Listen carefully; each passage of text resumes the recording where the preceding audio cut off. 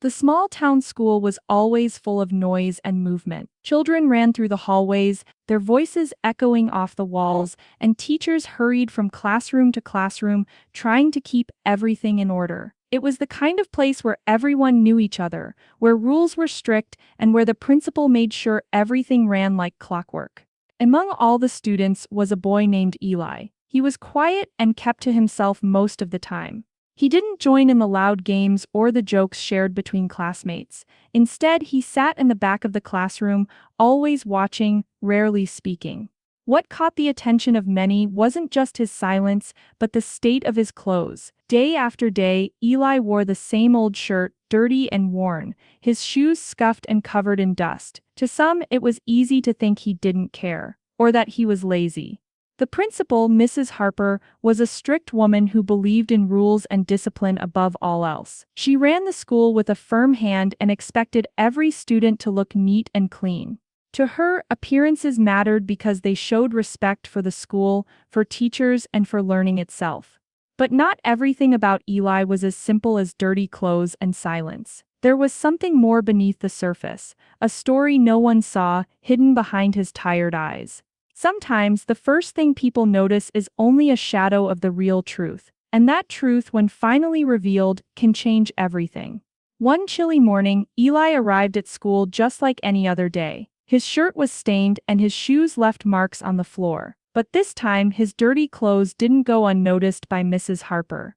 She was standing near the front gate, watching the students carefully as they walked inside. When Eli passed by, she stopped him with a sharp look. "Eli, come to my office," she said firmly. Her voice didn't invite any questions. Inside her office, the walls were lined with certificates and pictures of past students who had succeeded. But today the proud atmosphere felt cold and strict. Mrs. Harper looked at Eli's worn-out shirt and scuffed shoes and shook her head. "This is unacceptable," she said, her voice stern. "You come to school looking like this, how do you expect others to take you seriously? This is a place for learning, not for sloppiness." Eli kept his eyes down, cheeks burning with shame. He didn't say a word. The silence between them felt heavy.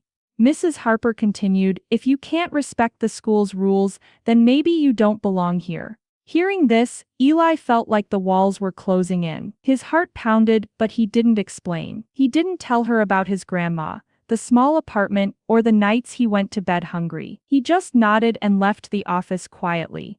Later that day, some students whispered and laughed about what had happened. A few looked away, uncomfortable but unsure what to do. Eli stayed quiet, but inside, a storm of sadness and shame grew. Mrs. Harper thought she was doing the right thing. To her, discipline meant preparing students for the future. But little did she know, this moment was only the beginning of a story that would change her forever. Behind the worn clothes and quiet eyes, Eli's life was a story few knew. At home there was no laughter or warmth like in the other houses near the school. Instead, Eli lived with his grandmother in a small, cramped apartment on the edge of town. Since his parents died in a car accident a year ago, Eli had only her. She was old and weak, her hands trembling as she tried to take care of him. The apartment was cold in winter and too hot in summer, with peeling paint on the walls and a single broken window patched with tape. Eli didn't have new clothes or even enough money for school supplies. Some days he worked small jobs, delivering newspapers, running errands for neighbors, to help buy food and medicine for his grandmother. When he came home, he would wash his face and hands in a tiny sink, but the dirt on his clothes was harder to clean. Despite everything, Eli never complained. He carried the weight of loss and responsibility quietly, like a secret he was afraid to share. His grandmother smiled softly when he came home, proud of how brave he was, even when he looked tired and worn. Every night, Eli would sit by the window and look at the stars, wishing things could be different. He dreamed of a day when he wouldn't have to hide behind dirty clothes, a day when he could just be a regular kid. But that day seemed far away. For now the world saw only the dirt and the silence, not the kindness and strength inside Eli's heart. One afternoon, Mrs. Lane, Eli's English teacher, noticed something different about him. Usually Eli was quiet, but that day his eyes looked heavier than usual. She watched him carefully during class and saw how he tried to focus, even when his hands trembled slightly. After school, Mrs. Lane asked to speak with the school counselor, Mr. Daniels. She told him about Eli's worn clothes and how she thought something was wrong. Mr. Daniels nodded thoughtfully and decided to find out more.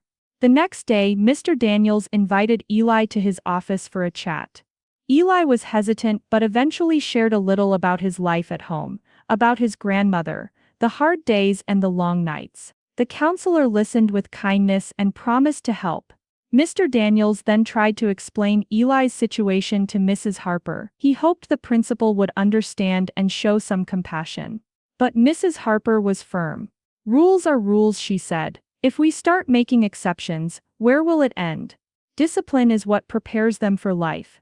Mr. Daniels didn't give up. He suggested small changes, maybe help with clean clothes or meals at school, but Mrs. Harper seemed unsure. There was a flicker of doubt in her eyes, but pride kept her firm.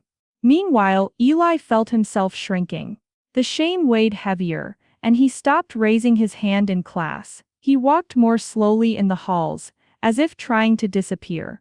The principal's words echoed in his mind, making the world outside feel colder. At this point, the school stood at a crossroads. Would they continue with strict rules, or would someone choose to see beyond the surface? A few days later, a small envelope arrived at the school office. Inside was a letter from Eli's grandmother. His handwriting was shaky, but the words were clear and heartfelt. She thanked the school for caring about Eli and explained their situation, how they had lost their parents, how she was old and sick, and how Eli was trying his best to keep going. Mrs. Harper read the letter quietly, her stern expression softening for the first time. She didn't want to admit it, but something about the letter touched her deeply. That evening, curiosity and a heavy feeling in her chest pushed her to visit Eli's home. When she arrived, she saw the small worn apartment and the frail grandmother sitting by the window.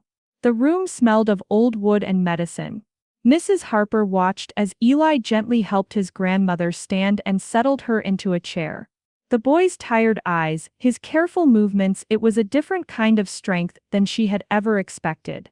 Standing there, Mrs. Harper felt a wave of guilt wash over her. She remembered the harsh words she had spoken to Eli, the way she had humiliated him in front of others. She had judged him by his clothes without knowing the real story. But she also felt torn. She had built her career on discipline and rules, believing they were necessary for success. How could she balance compassion with order? How could she admit her mistake without losing respect from the school and the community? That night, Mrs. Harper couldn't sleep. The image of Eli alone and struggling stayed with her. She realized that sometimes being a leader meant more than enforcing rules, it meant understanding people. Her heart was heavy, but she knew one thing: things had to change. For Eli and for every student like him. The next day, Mrs. Harper called a meeting with the school staff. Her voice was steady but softer than before. She shared what she had learned about Eli's life and apologized for her harshness. "We need to do better," she said. "Our school must be a place where every child feels safe and supported." Together, the teachers and counselors worked out a plan. They arranged for Eli and his grandmother to receive help, clean clothes from a local charity, extra meals at school, and visits from the counselor. The community also stepped in quietly to offer support. Mrs. Harper made a special effort to show kindness to Eli. She smiled when she saw him in the halls, and encouraged other students to be more understanding. Slowly, Eli's shoulders seemed less heavy. He smiled back sometimes, small but real. One morning, Mrs. Harper stood in front of the entire school and said something no one expected. "I was wrong to judge Eli," she admitted. "We all make mistakes, but what matters most is how we learn from them. Let's remember to look beyond appearances and show kindness." The students watched her, surprised but moved. From that day on, the school felt a little warmer, a little kinder. Eli still faced challenges, but he was no longer invisible. His classmates began to see the boy who carried so much, not just the clothes he wore. And in that small change, there was hope. Because sometimes the hardest lessons teach the greatest kindness. This story reminds us how easy it is to judge someone by what we see on the outside. Dirty clothes or silence don't tell the whole truth. Behind every face, there can be a story of struggle, loss, and quiet strength that we might never know unless we take the time to look deeper.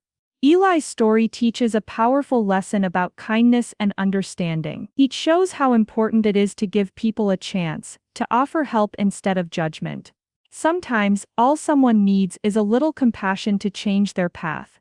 For the principal, it was a hard lesson learned too late, but a lesson that changed her heart and her school. For Eli, it was the beginning of hope. In a world that moves fast and sees only the surface, we must remember to pause and look beyond, because everyone deserves to be seen, heard, and cared for. And that simple truth can make all the difference.